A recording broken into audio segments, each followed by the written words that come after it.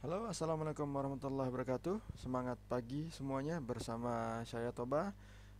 Saat ini saya sedang berada di rumahnya Spongebob. Oke, kita to the point saja. Untuk pertemuan kali ini kita akan membahas tentang bagaimana sih cara seorang perawat berkomunikasi dengan orang lain.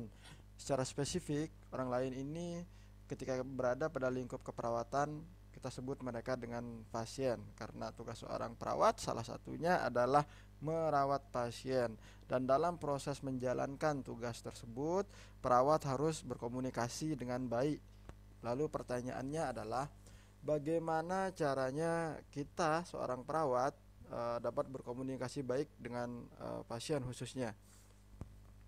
Ada beberapa teknik ya dalam komunikasi yang bisa teman-teman gunakan. Sebenarnya ketika kita berbicara tentang komunikasi, maka itu juga berkaitan dengan pemberian informasi, sharing informasi yang sifatnya edukatif atau tidak ada tujuan sama sekali.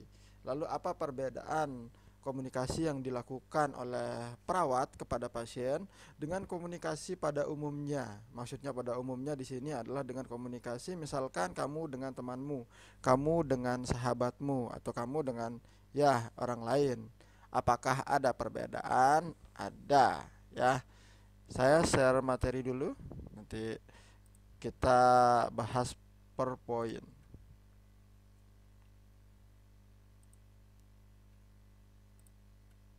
Oke, ketika kita berbicara tentang komunikasi antara perawat dengan pasien, yang mana itu tentunya berada dalam lingkup pelayanan keperawatan atau secara umum pelayanan kesehatan. Kenapa saya pisahkan pelayanan kesehatan dengan pelayanan keperawatan? Karena teman-teman masih tingkat satu, jadi harus memahami dari dasar-dasar dulu ya. Pelayanan kesehatan secara umum itu terdiri dari berbagai profesi yang bertujuan untuk melayani pasien ya. Apa yang dilayani ya kesehatannya, karena pasien sedang berada dalam kondisi sakit. Nah, apa perbedaan pelayanan kesehatan dengan pelayanan keperawatan? Pelayanan kesehatan sifatnya lebih luas, lebih umum. Yang memberikan pelayanan kesehatan ini tidak hanya seorang perawat, namun juga bisa seorang dokter, bisa seorang ahli gizi, bisa seorang kebidanan, dan tentu juga perawat dan yang lainnya. Nah, itu adalah pelayanan kesehatan sangat umum. Siapapun profesi yang memberikan pelayanan kesehatan baik pada pasien yang sakit ataupun sehat itu masuk dalam konteks pelayanan kesehatan. Nah, ketika kita berbicara tentang pelayanan keperawatan, maka kita spesifik. Kita sudah khusus berbicara tentang pelayanan keperawatan saja. Dan pelayanan keperawatan itu merupakan salah satu bagian dari pelayanan kesehatan gitu ya. Jadi harus dipahami terlebih dahulu. Nah, hanya saja ketika kita berkomunikasi dengan pasien tentu berbeda. Kenapa berbeda? Karena kita memiliki tujuan tertentu. Tujuannya untuk apa? Untuk meningkatkan status kesehatan pasien atau membuat pasien yang awalnya datang dalam kondisi sakit dia sehat gitu. Bagaimana caranya dia sehat? Ya, salah satu yang kita lakukan pertama kali dengan pasien dan keluarganya adalah dengan berkomunikasi gitu. Nah, dalam pelayanan keperawatan kita menggunakan teknik komunikasi tertentu ya, itu disebut dengan komunikasi terapeutik. Ini sama halnya dengan ketika teman-teman mohon maaf misalkan belanja di Alfamart, Indomart. Nah, itu kan pelayanannya cukup baik ya, cukup bagus, ada SOP-nya, ada tata cara dalam melayani pelanggan. Begitu juga dengan misalkan ketika teman-teman masuk ke bank gitu.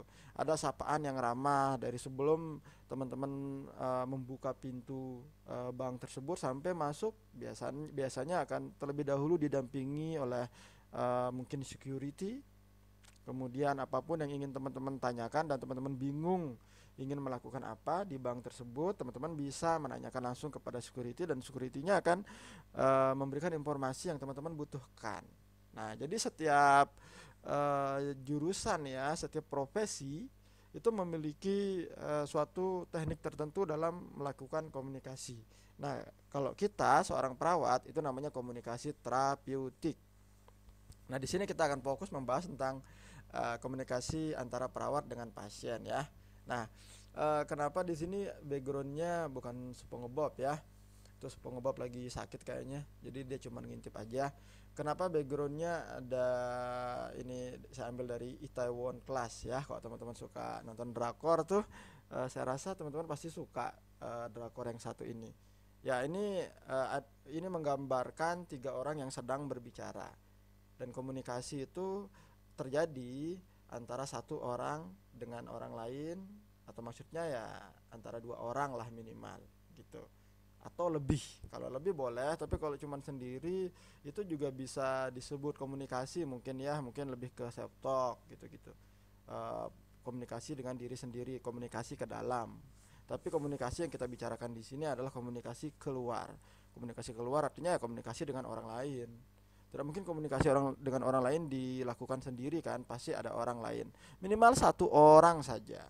Nah, ketika kita sudah punya partner untuk berbicara, untuk berkomunikasi, komunikasi itu adalah berbicara, tapi tidak hanya berbicara, juga merupakan bentuk ekspresi kita gitu. Kalau kita kesal, raut muka kita akan terbaca oleh lawan bicara kita, dan dia menganggap itu sebagai sebuah informasi. Oh, dia lagi kesal. Nah, itu kan komunikasi ya, informasi yang bisa ditangkap dari ekspresi wajah dan sebagainya. Jadi komunikasi tidak hanya tentang bagaimana kita berbicara, tapi bagaimana kita berekspresi, bagaimana gerak-gerik tubuh kita, kan ada body language gitu. Ya, jadi komunikasi terapeutik ini akan cukup luas. Jadi mungkin teman-teman selama ini berpikir, oh saya cuma asal bicara saja dengan pasien, itu cukup bicara apa adanya.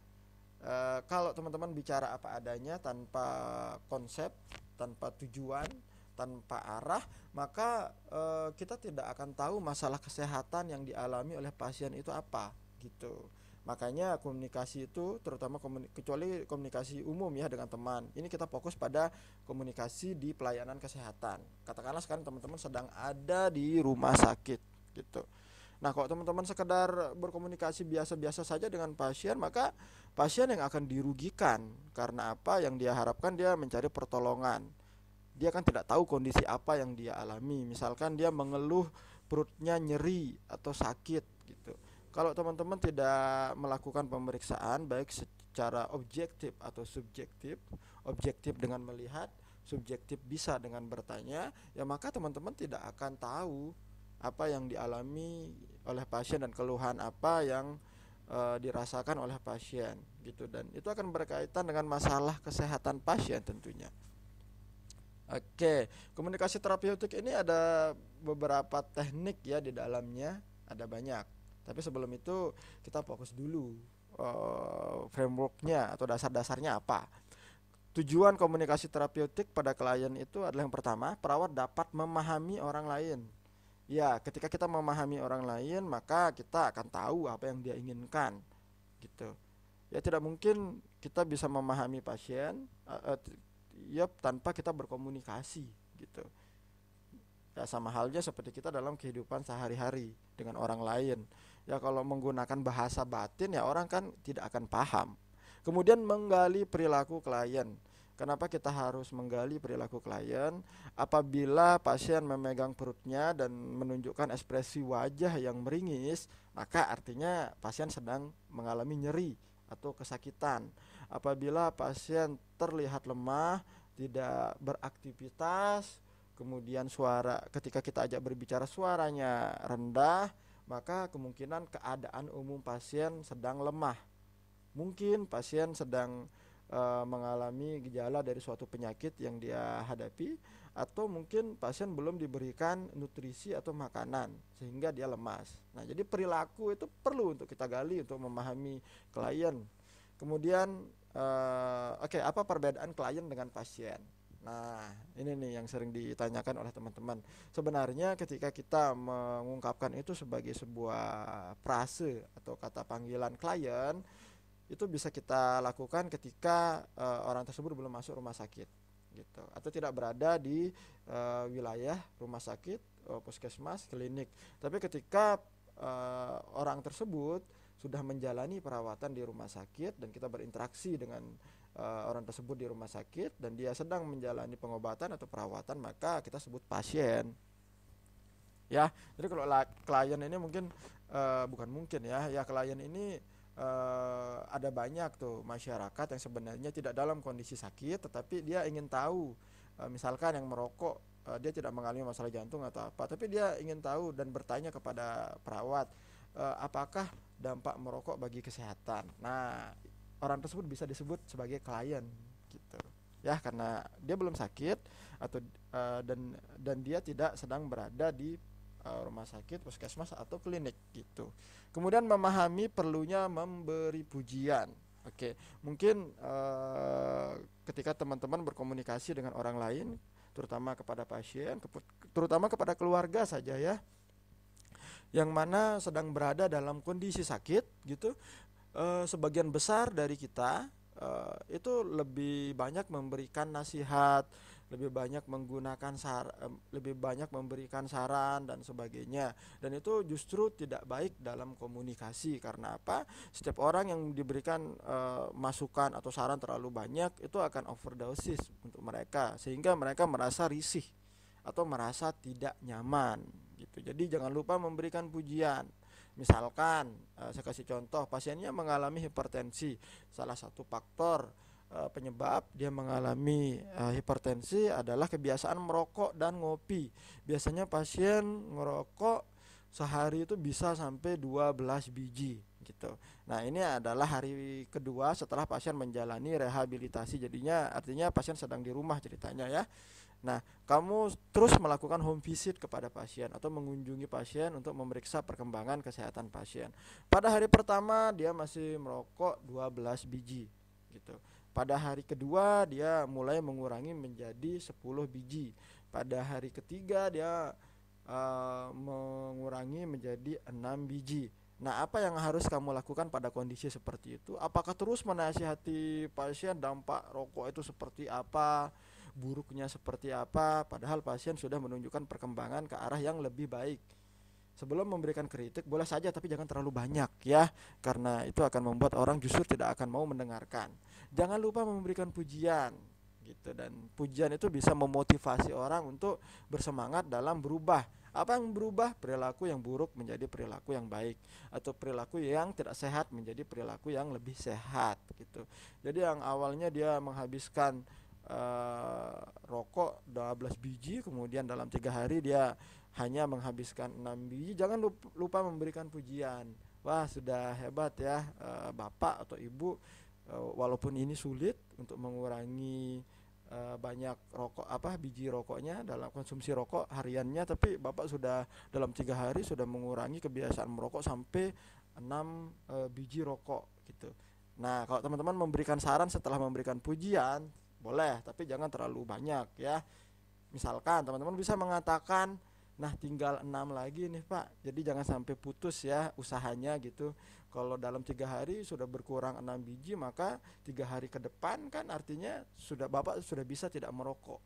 Nah gitu, jadi memberikan sarannya jangan terlalu to the point langsung di awal, karena sebagian besar orang mempersepsikan saran itu sebagai sebuah kritik atau serangan langsung kepada dirinya.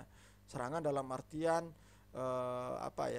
seolah-olah kita mengatakan kamu sih tidak bisa manajemen diri, tidak bisa mengatur diri, nggak bisa menahan diri untuk tidak merokok. Itu kan serangan pribadi, dan orang biasanya merasa tidak nyaman dengan itu. Kalau orang tidak nyaman, orang tidak suka dengan kita yang memberikan pelayanan keperawatan atau merawat pasien, maka kata-kata kita akan susah untuk diikuti dan didengarkan. Ujung-ujungnya tujuan perawatan pasien tidak tercapai. Kemudian memperoleh informasi klien. Nah, ini yang penting ya. Kita berkomunikasi dengan pasien itu salah satunya adalah untuk memperoleh informasi klien. Informasi tentang apa? Informasi tentang kesehatan pasien. Ya, misalkan kita bertanya, sudah berapa lama ibu atau bapak menderita keluhan ini? Misalkan dia mengatakan sudah 4 hari. Apakah sebelumnya pernah mengalami keluhan yang sama, mungkin dari bulan lalu, tahun sebelumnya, atau seperti apa? Nah, jawabannya itu merupakan informasi. Jadi informasinya itu tidak berkaitan dengan sesuatu yang tidak ada korelasinya atau hubungannya dengan kesehatan ya. Misalkan kamu bertanya kepada pasien sudah punya pacar belum? Ya apa kaitannya mempunyai pacar dengan kesehatannya? Tidak ada. Gitu, kecuali apakah ada orang tua atau keluarga yang bertanggung jawab pada pasien, it's okay baru bisa. Jadi pertanyaannya juga harus berkaitan dengan kesehatan, karena inti dari komunikasi antara perawat dengan pasien itu adalah pasien, oke, bukan perawat. Jadi patient center care istilahnya ya. Jadi perawatan yang berfokus pada pasien, bukan pada perawat. Nah, ini adalah karakteristik perawat yang dapat memfasilitasi timbulnya hubungan terapeutik. Hubungan terapeutik ini artinya hubungan saling percaya antara pasien dengan perawat, di mana pasien udah merasa nyaman dengan perawat, di mana perawat juga bukan sudah merasa nyaman ya, tapi perawat itu harus menerima pasien apa adanya. Jadi harus menyamankan diri dengan pasien gitu. Ingat, ini bukan masalah asmara, ini bukan masalah percintaan, ini bukan masalah perasaan pribadi di mana teman-teman mengatakan cinta tidak bisa dipaksakan, kasih sayang tidak bisa dipaksakan. Ini beda. Ini adalah lingkup profesional ya. Jadi kita harus profesional. Apapun kondisi kita, misalkan kita sebagai perawat sedang ada masalah, banyak tuh masalah pribadi. Kemudian bertemu dengan pasien dan kita jadikan pasien sebagai tempat pelampiasan, seperti kita judes kepada pasien, itu tidak boleh. Karena apa? Karena tidak profesional. Perawat ketika berhadapan dengan pasien harus memaksakan dirinya untuk nyaman, untuk memberikan rasa nyaman kepada pasien juga. Karena apa? Bagaimana pasien akan merasa nyaman dengan perawat kalau perawat tidak nyaman dengan dirinya sendiri gitu ya. Jadi harus profesional. Oke, yang pertama, perawat itu harus jujur. Teman-teman kalau dibohongin, ada insting nggak kamu sedang dibohongin? Biasanya ada kan, kayaknya saya dibohongin deh gitu. Nah, kalau orang yang tidak tulus, biasanya akan dirasakan oleh lawan bicara kita. Makanya kita harus jujur apa adanya, dengan bahasa dan tutur kata yang enak juga didengar. Jadi jangan cuma jujur aja. Misalkan pasien mengalami hipertensi, terus kita jujur berbicara apa adanya, mengatakan Bapak mengalami hipertensi karena kelalaian Bapak dalam menjaga kesehatan diri. Bapak merokok, Bapak minum kopi, padahal secara teori itu dapat meningkatkan terjadinya hipertensi dan selanjutnya serangan jantung. Nah, kalau informasi seperti itu memang bisa dikatakan jujur, tapi menggunakan ungkapan dan kata-kata yang tidak baik, sehingga ya pasien merasa tidak nyaman, justru membuat pasien mengalami tekanan secara psikologis, mungkin karena rasa cemas atau rasa takut akibat apa? Akibat komunikasi kita gitu. Kemudian konkret ini harus jelas ya. Makanya nada bicara kepada pasien itu harus jelas, harus kecepatannya harus bisa diterima oleh manusia pada umumnya gitu. Ingat, kamu tidak berbicara dengan tumbuhan, kamu tidak berbicara dengan makhluk astral. Jadi gunakanlah bahasa manusia gitu ya. Suaranya harus jelas, nadanya juga tidak boleh terlalu tinggi, tidak boleh terlalu rendah. Saya rasa teman-teman bisa memahami itu ya kalau sering berbicara dengan orang lain. Ya, bagaimana kamu ingin diperlakukan oleh orang lain, begitulah cara kamu memperlakukan orang lain, terutama pasien. Intinya sesederhana itu sih. Dan gunakan sorry ya, saya agak demam, sedang kurang sehat ya, karena saya berada di rumahnya SpongeBob nih, jadi di bawah laut.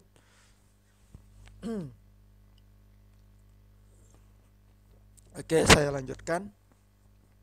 Dan silakan gunakan bahasa yang dipahami oleh pasien. Ya, bahasa yang dipahami oleh pasien mungkin bahasa Indonesia ya secara umum, tapi tidak semua pasien bisa memahami bahasa Indonesia, terutama pasien lansia, mungkin bahasa daerahnya. Jadi kalau teman-teman merasa tidak mampu menggunakan bahasa daerah karena mungkin teman-teman dari luar daerah, maka teman-teman bisa minta tolong kepada teman-teman yang satu daerah dengan pasien sehingga bisa saling memahami. Misalkan menggunakan bahasa Sunda.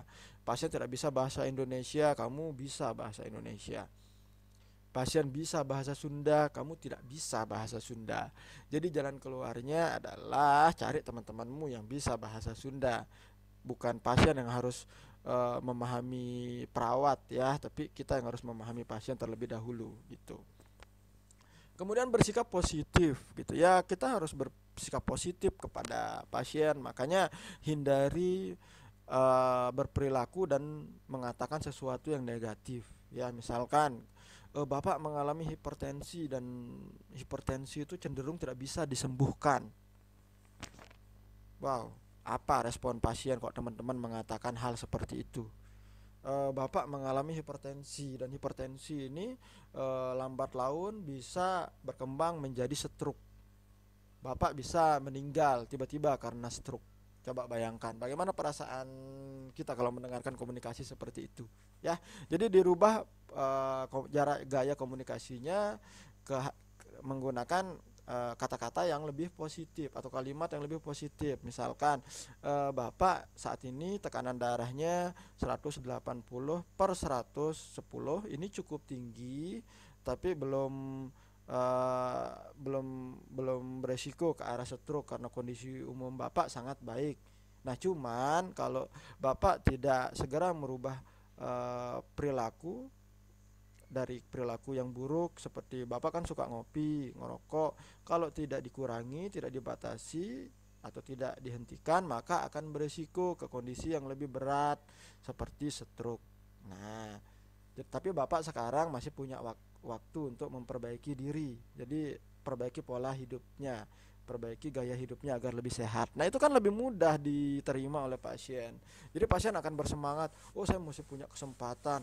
Alhamdulillah, sekarang saya akan lebih menjaga diri saya. Nah, begitu. Daripada kamu takut-takutin pasien, yang terjadi malah pasien berpikir, ah ngapain dengerin, paling tidak benar. Nah, seperti itu ya. Jadi lakukan hal yang sifatnya lebih positif. Kemudian empati bukan simpati. Empati, perbedaannya dengan simpati adalah ketika kita berempati artinya kita memahami apa yang dialami oleh pasien, namun tidak terbawa suasana. Berbeda ketika kita bersimpati. Bersimpati artinya kamu memahami, merasakan apa yang dialami oleh pasien dan kamu terbawa suasana. Ya, katakanlah contoh hal sederhana.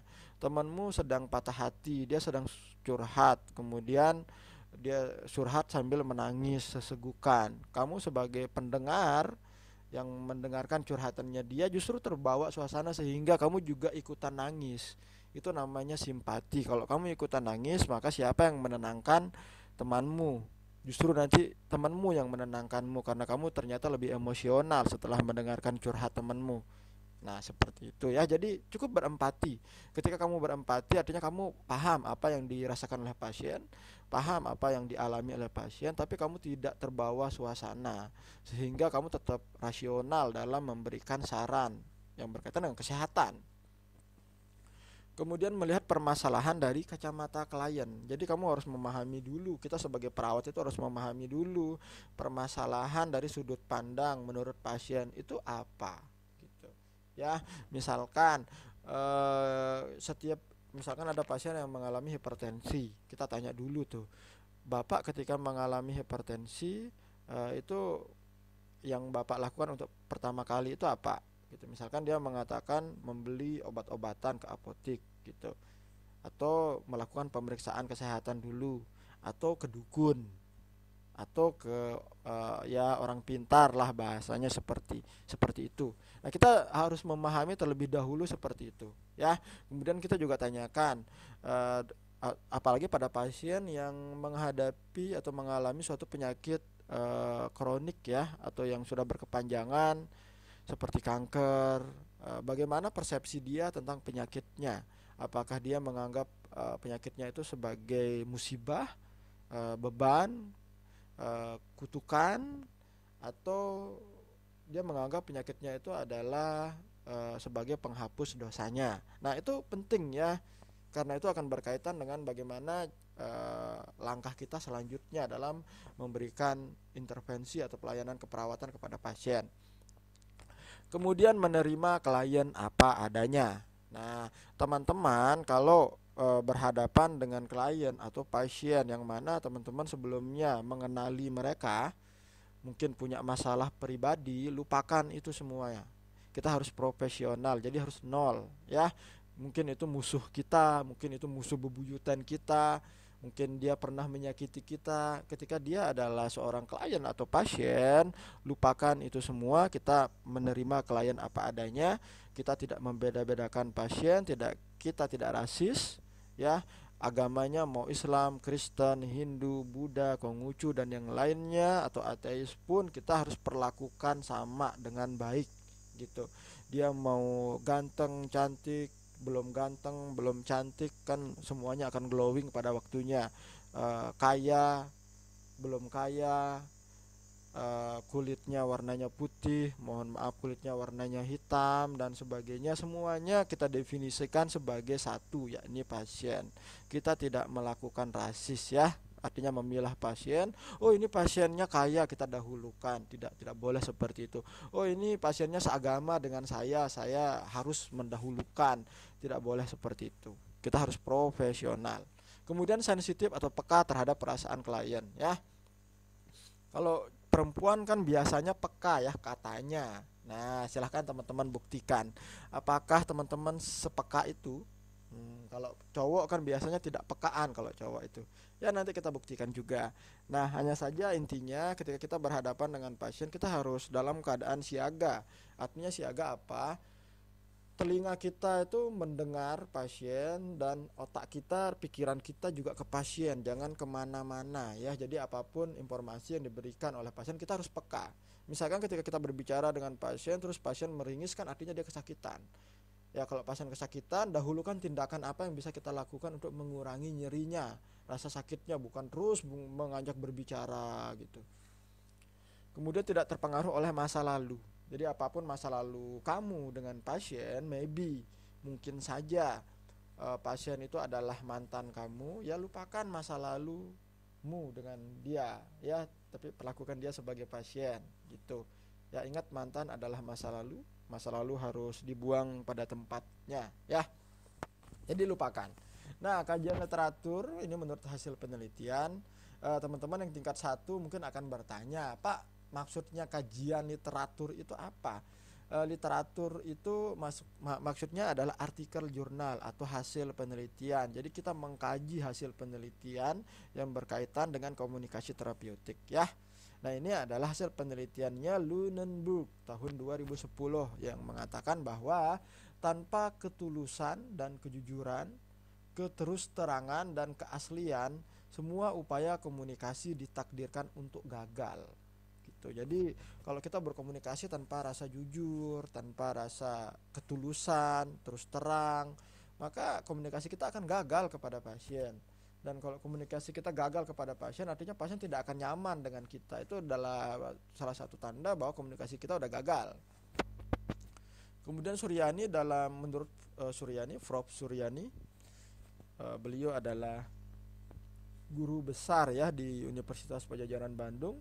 Ini hasil penelitiannya mengatakan bahwa dalam berkomunikasi dengan klien ataupun pasien, perawat sebaiknya menggunakan kata-kata yang mudah dimengerti serta tidak berbelit-belit. Jadi jangan terlalu berbicara berbelit-belit, muter-muter tidak jelas. Langsung saja to the point, tetapi menggunakan kata-kata yang sopan, santun, dan bisa dipahami. Kemudian menurut Bowers tahun 2009, bersikap positif dapat ditunjukkan dengan sikap memberikan perhatian, tidak mengabaikan, memberikan dukungan, lembut, empati, perhatian, jujur, menjaga privasi pasien, dan menghormati pasien. Jadi kalau kita secara pribadi kita ingin dihormati, maka kita juga harus menghormati pasien. Jangan hanya karena pasien berada dalam kondisi yang tidak ideal, seperti dia dalam kondisi sakit, tidak berdaya, lalu kita semena-mena kepada pasien. Ingat, pasien adalah manusia, mereka punya keluarga, mereka punya orang-orang yang sopan dan hormat kepada mereka. Mereka punya perasaan yang ingin dihargai. Ya, kita harus memenuhi kebutuhan itu, ya. Nah, ini adalah eh, hal-hal secara teori yang membuat kita paham apa yang menyebabkan pasien mengalami masalah fisik atau psikologi saat ini, ya. Teman-teman nanti bisa dipahami. Yang penting yang perlu saya tekankan di sini, seorang mengalami kondisi sakit baik secara fisik atau mental itu ada faktor predisposisi, ada faktor penyebab biologis, psikologis ataupun faktor sosiokultural. Kemudian ada faktor presipitasi, yakni faktor pencetus, sifatnya, masalahnya seperti apa, sumber masalahnya seperti apa, waktunya bagaimana, jumlahnya seperti apa, gitu. Kemudian penilaian terhadap masalah atau stresor, kemampuan coping seseorang, mekanisme copingnya, dan respon copingnya. Mungkin lebih lanjut nanti kita akan bahas pada materi selanjutnya, ya, karena ini cukup panjang, mungkin butuh berhari-hari, ya, kalau membahas semua materi ini. Oke, ini adalah komunikasi verbal. Ingat, ketika kita berkomunikasi dengan pasien, maka artinya kita melakukan komunikasi verbal dan juga komunikasi non verbal. Komunikasi verbal itu maksudnya ya komunikasi di mana kita mengatakan sesuatu kepada pasien, makanya namanya verbal.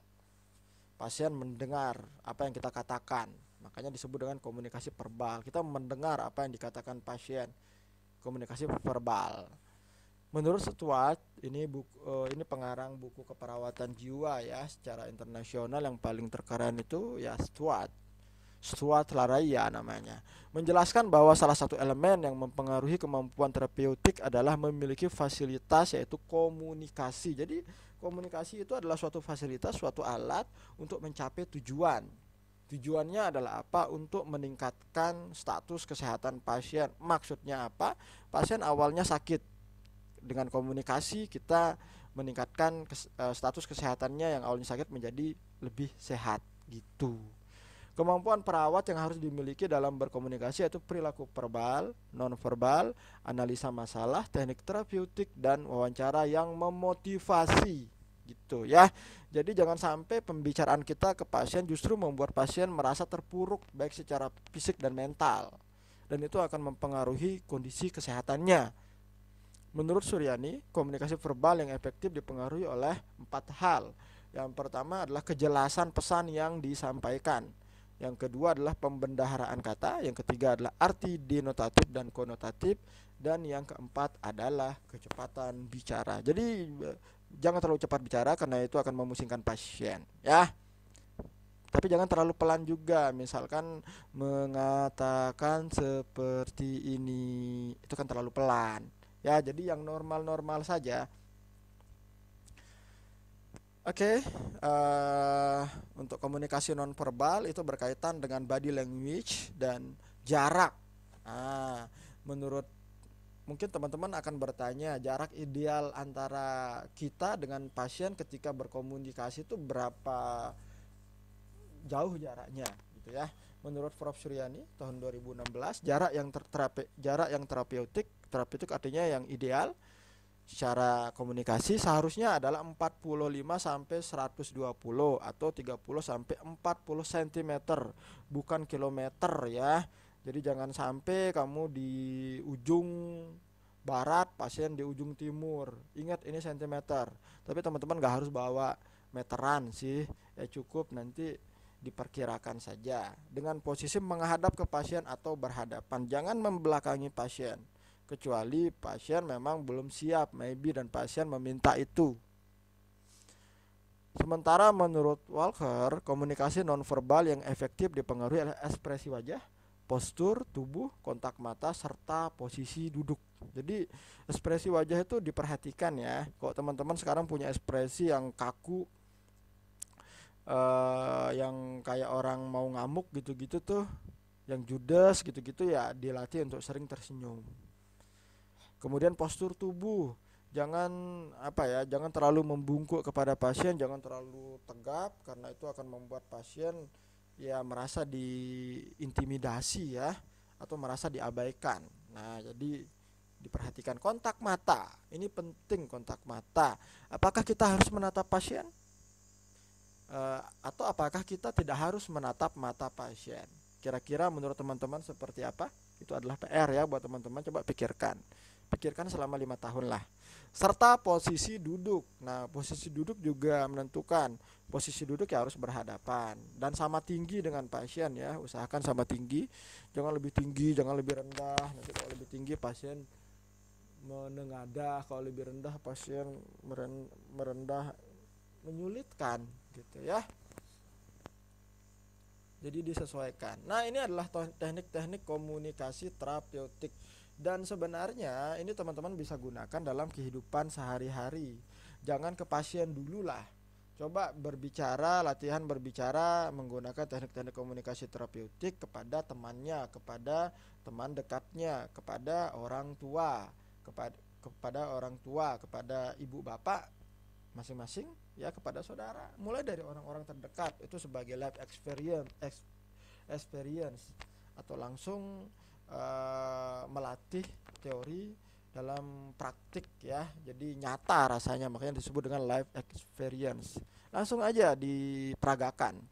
Dan kalau teman-teman memperagakan teknik-teknik komunikasi terapeutik ini, teman-teman kehidupannya akan lebih baik. Ini sederhana kok, tapi believe me deh, kehidupan teman-teman bisa berubah hanya karena komunikasi. Oke, yang pertama adalah offering self. Kita menawarkan diri ya. Menawarkan diri dalam artian teknik ini kita gunakan apabila ya pasien masih sungkan dengan kita. Kita bisa mengatakan misalkan setelah merawat pasien, katakanlah kita sedang merawat lukanya ya, dia misalkan lukanya kita ganti perbannya karena sudah terinfeksi, kita ganti perbannya dengan perban yang baru. Nah, setelah selesai melakukan penggantian perban, kita menanyakan kepada pasien, apakah ada yang diperlukan lagi yang bisa saya lakukan untuk bapak atau ibu? Kalau dia masih segan atau apa, teman-teman bisa melanjutkan dengan kata, jika nanti bapak atau ibu memerlukan sesuatu, bisa mencari saya di ruangan jaga, atau bisa menghubungi saya gitu ya, jangan sungkan. Nah, itu namanya offering self. Kalau dalam konteks lebih sederhana, misalkan ada teman yang sedang dalam keadaan terpuruk, mukanya murung, dia lesu terus kita merasa dia ada masalah, kita bisa menawarkan diri untuk memberikan pertolongan dalam artinya kamu nggak nolong, maksudnya kayak gimana ya, misalkan seperti ini, kamu ada masalah, kalau kamu ada masalah, kamu bisa bercerita ke saya siap kok mendengarkan. Nah, itu namanya offering self, dimana kamu menawarkan diri gitu. Kemudian informing, ini memberikan informasi kepada pasien. Intinya jangan terlalu memberikan banyak nasihat. Misalkan dia sedang mengalami gastritis atau MAH gitu, dan dia tidak tahu secara kesehatan kenapa dia bisa mengalami gastritis, maka kita bisa menyampaikan, oh, gastritis ini bisa disebabkan oleh dua hal. Yang pertama adalah faktor fisik atau faktor makanan yang kita konsumsi, itu kan larinya ke fisik gitu. Kalau untuk pasien gastritis sebaiknya hindari yang berkafein, yang terlalu pedas, dan menjaga pola makan gitu. Jangan mengkonsumsi makanan minuman yang berat seperti kopi sebelum sarapan gitu.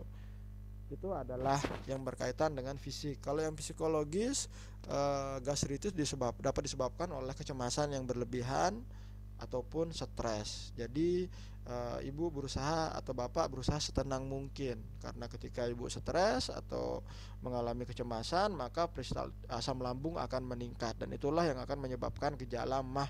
Salah satunya adalah sakit perut.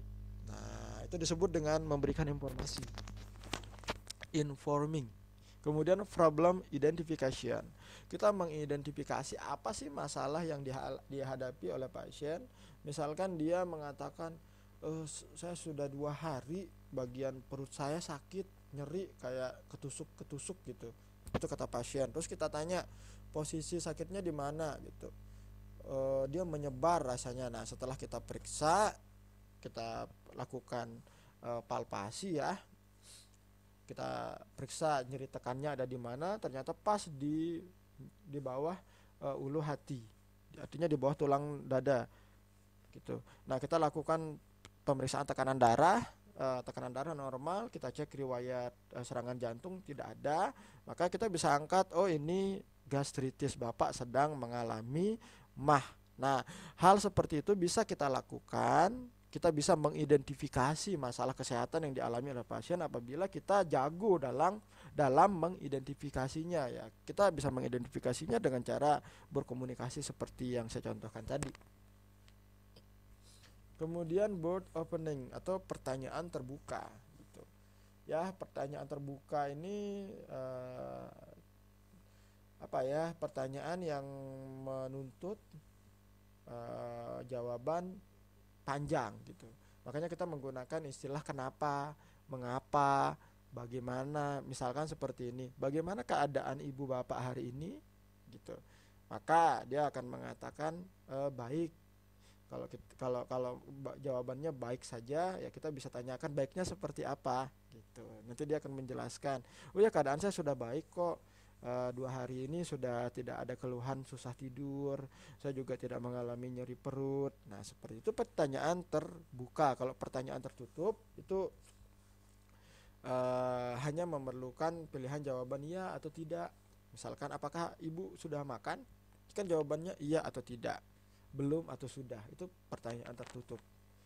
Bolehkah kita berbicara? Maka jawabannya adalah iya atau tidak, boleh atau tidak. Itu adalah pertanyaan tertutup yang jawabannya singkat gitu. Ya, jadi 2 teknik pertanyaan ini perlu kita gunakan tepat waktu dan sesuai dengan kondisi gitu. Kemudian fokus. Di sini focusing. Ya, kita memfokuskan pasien. Jadi apabila pembicaraan kita udah ke arah kemana-mana, melenceng dari pembicaraan terkait kesehatan pasien, maka kita fokuskan pasien untuk membicarakan topik pembicaraan kita. Kan tujuan kita, misalkan kita itu sebagai perawat, ketika kita berhadapan dengan pasien dan kita akan menemui pasien, kita terlebih dahulu harus membaca rekam medisnya.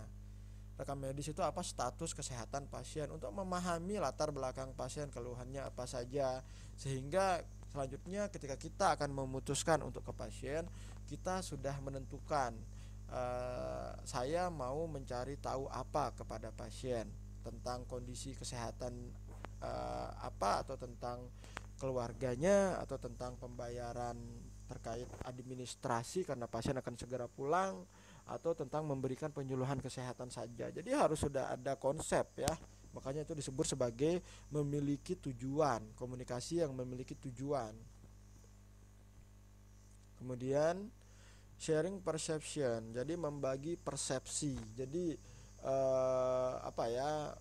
ketika kita berhadapan dengan pasien, fokus daripada komunikasi kita adalah pasien.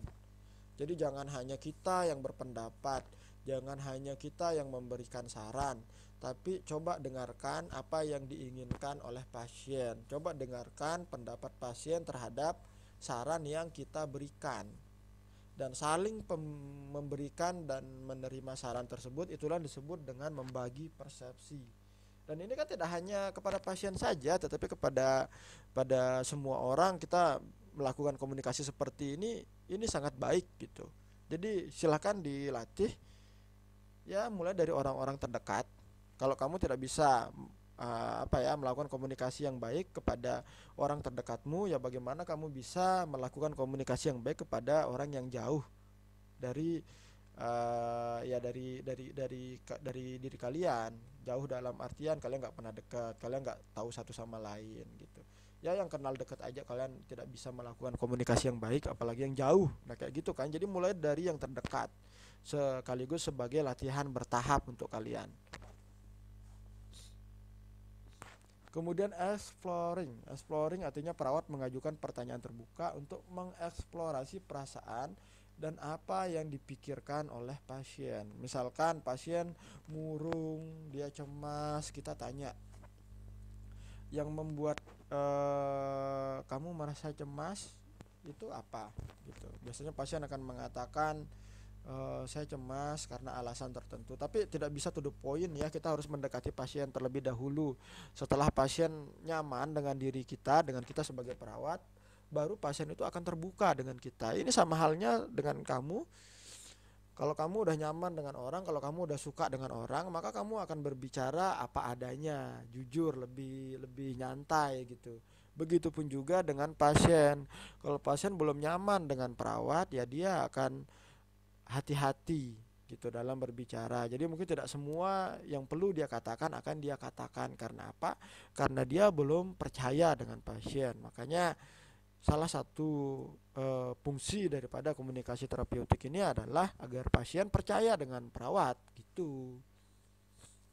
Nah, setelah kita menanyakan hal-hal yang sifatnya menggali, eksplorasi, misalkan saya perhatikan ibu sering tampak murung, terus tekanan darah meningkat, kadang-kadang meningkat, terus nadinya juga kadang-kadang secara mendadak bisa cepat sekali terabanya gitu, ada denyut nadinya itu. Pasien mengatakan iya saya cemas gitu. Nah, kita bisa menanyakan kembali, ibu cemas karena apa? Mungkin ibunya akan mengatakan, soalnya di rumah saya punya anak, ada 4, 2 udah besar, tapi dua-duanya kuliah dari pagi sampai malam. Nah, saya masih punya 2 anak yang kecil, satu masih TK, yang satunya masih SD. Saya khawatir bagaimana kondisi mereka di rumah. Nah, kan ketahuan tuh. Itulah yang disebut dengan teknik exploring.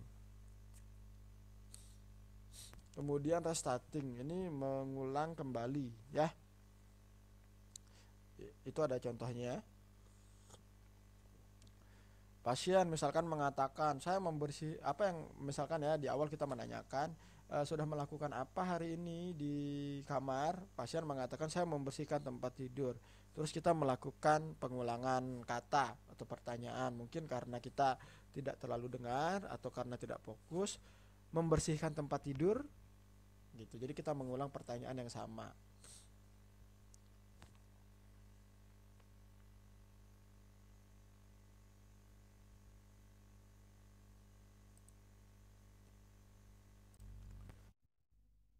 Kemudian selanjutnya adalah clarification atau mengklarifikasi kembali pernyataan pasien atau apa yang dikatakan oleh pasien sebelumnya ya.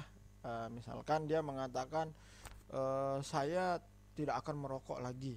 Nah, terus kita mengklarifikasi kembali, Bapak yakin tidak akan merokok lagi? Tadi Bapak mengatakan tidak akan merokok lagi.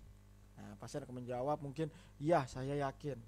Oke, saya percaya sama Bapak gitu. Itu maksudnya ya, mengklarifikasi kembali pernyataan atau perkataan pasien. Kemudian advice ya, atau memberikan saran kepada pasien. Hanya saja hati-hati memberikan saran kepada pasien.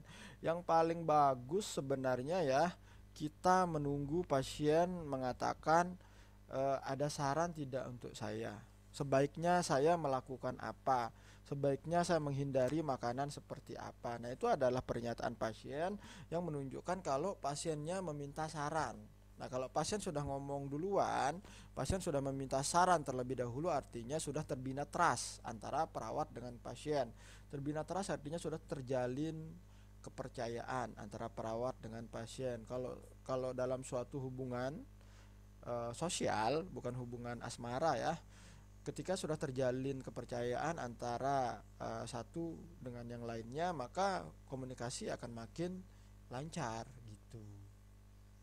Kemudian selanjutnya adalah giving recognize ya. Jadi kita memberikan pujian gitu. Ya, semua orang manusia itu semuanya suka dipuji. Ya, jadi bukan memuji yang berlebihan. Misalkan seperti yang saya contohkan tadi. Awalnya dia merokok 12 batang, 12 biji rokok sehari.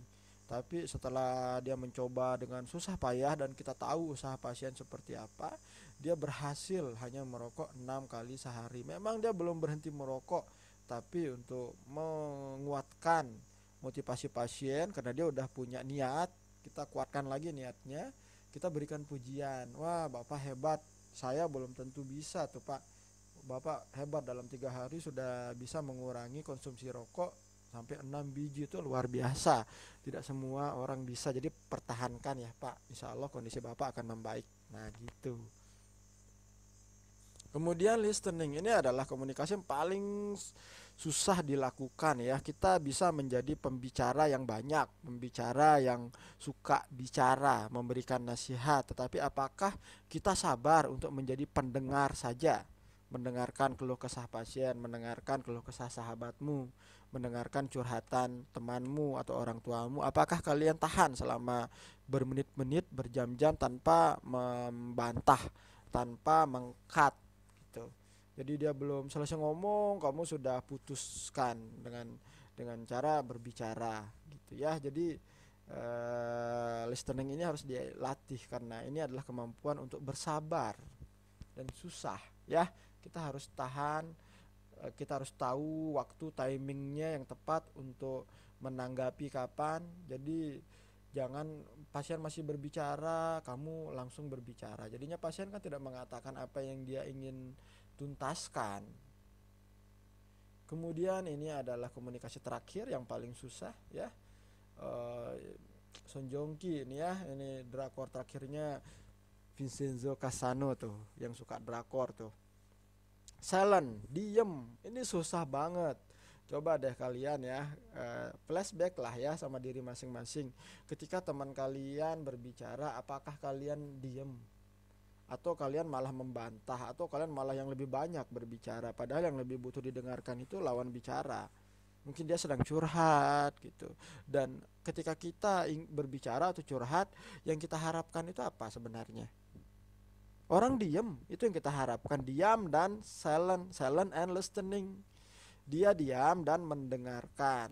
Ketika kita curhat, itu yang kita harapkan dari lawan bicara kita. Cukup diam dan mendengarkan. Jangan saya belum selesai curhat kamu sudah menanggapi, saya belum selesai curhat kamu sudah menghakimi, kamu sudah menasihati gitu. Diam saja. Nah itulah yang disebut dengan silent, dan ini susah ya. Perawat sebaiknya diam saat pasien berbicara. Jangan sampai kamu yang lebih cerewet dibandingkan dengan pasien. Ingat gitu, ini pasiennya berbicara sepatah dua kata, perawatnya malah berbicara 100 kata. Ya kasihan pasiennya, yang harusnya curhat kan pasien, kok jadi perawat yang curhat gitu. Jadi jangan memotong pembicaraan dan sebagainya, karena berdasarkan hasil penelitian menurut Mulder tahun 2014, diam dilakukan dengan tujuan untuk mengorganisir pikiran. Jadi ketika kita diam, kita juga bisa menyimak dengan baik, kita bisa memikirkan langkah selanjutnya, saran yang bisa kita berikan kepada pasien apa, kita bisa mengidentifikasi masalah kesehatan yang disampaikan oleh pasien, diagnosa medisnya apa, diagnosa keperawatannya apa gitu. Jadi kita harus menunggu pasien sampai pasiennya selesai berbicara. Oke, udah itu saja, sekian ya. Tidurlah sebab ada rindu yang harus istirahat. Itu saja dari saya teman-teman, semoga semuanya dalam keadaan sehat. Selanjutnya jika ada pertanyaan ataupun pernyataan, saya sih lebih suka teman-teman berkomentar ya, memberikan sudut pandangnya, memberikan persepsinya. Silahkan tulis aja di kolom komentar, dan jangan lupa subscribe, karena nanti untuk materi akan saya selalu bagikan melalui channel ini ya, untuk efektivitas waktu. Seperti itu ya. Salam sehat fisik dan jiwa semuanya. Assalamualaikum warahmatullahi wabarakatuh.